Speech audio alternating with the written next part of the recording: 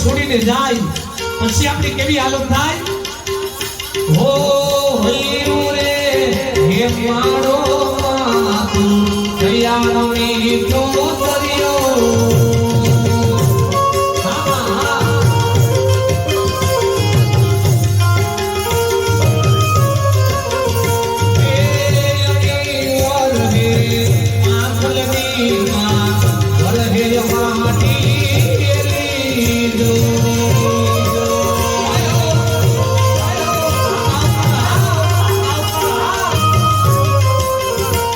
Oh, yeah.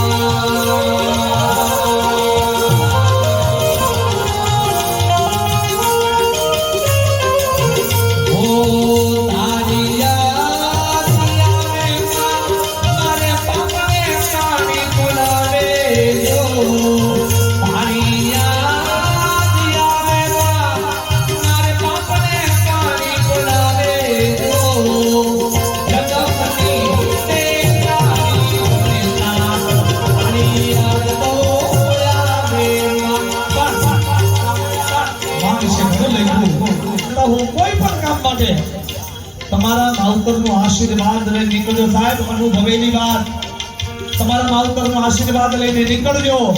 તમારા રસ્તામાં કદાચ યમરાજા કાળ બનીને ઊભો હશે તો યમરાજા 48 કલાકનો અલ્ટિમેટમ આપશે સાહેબ. યમરાજા હાથ ન લગાડી શકે, એ માવતરનો આશીર્વાદ કામ કરે. એવું બાપ વિશેની એક જ રીતના ખાલી એક જ કરી કેવી અહીંયા એક પિતાની પાસે જ્યારે શ્રદ્ધાંજલિનો પ્રોગ્રામ સાહેબ 50 વર્ષનો દીકરો હોય, ટેન્શનમાં હોય, તકલીફમાં હોય, મુશ્કેલીમાં હોય, ચિંતામાં હોય, પણ એ 50 વર્ષના દીકરાની પાસે એનો 80 વર્ષનો બાપ ખંભે હાથ મૂકીને ખાલી કહી દે ને, દીકરા તારો બાપ જીવે કોની તાકાત છે તારી સામે ભલા માણા આંગળી ઊંચી કરી જોઈ શકે. યાર એ બાપનું વ્યક્તિત્વ છે. આ મા બાપને કોઈથી ન સમજી શકાય સાહેબ. અને એક ધ્યાન રાખજો, નાના મોટે કદાચ મોટી વાત કહેવાય જાય તો ક્ષમા કરજો, પણ ક્યારેય માવતરને સલાહ ન આપતા. એનું એક જ કારણ, ઘણીવાર આપણે બોલતા બોલાઈ જાય, મમ્મી તમને ખબર ન પડે, પપ્પા તમારે આમ ન કરવું જોઈએ, તમને આમ ખ્યાલ ન આવે. એક ધ્યાન રાખજો સાહેબ, જેને આંગળી પકડીને ચલાવતા શીખવ્યું હોય એને કોઈની જિંદગીમાં સલાહ નહીં આપવી સાહેબ. જ્યારે મને તમને ખબર નહોતી પડતી ને, ત્યારે મારી તમારી બધી ખબર આપણા માવતરને પડતી સાહેબ.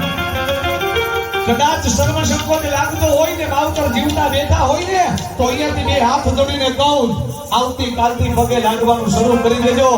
જેના માવતર રાજી એનો દ્વારકાધીશ રાજી સાહેબ. એને ચારે ચાર બાપ, એના ઘરે વિશે બાપ. એટલે એક બાપ વિશે ખાલી એક જ વસ્તુ તમારી કેવી છે, કોને બાપ કહેવાય સાહેબ?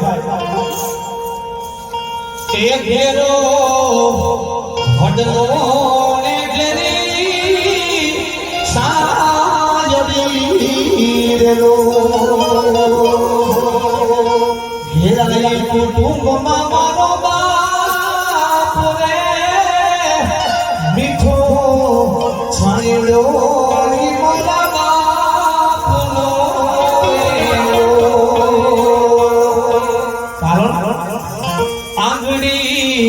પકડી મારા બાપની રેલો, ચાલુ તો ડમો મકો ચાલ રે મન ચીલે લાવ્યો જોને ચાલતા પછી એક ઘડી સંતાન છો સંતાનથી સેવા ચાહો, સંતાન છો સેવા કરો, જેવું કરો એવું ભરો, એ ભાવના ક્યારેય ભૂલશો નહીં. અગણિત છે ઉપકાર એના, એ કદી વિસરશો નહીં.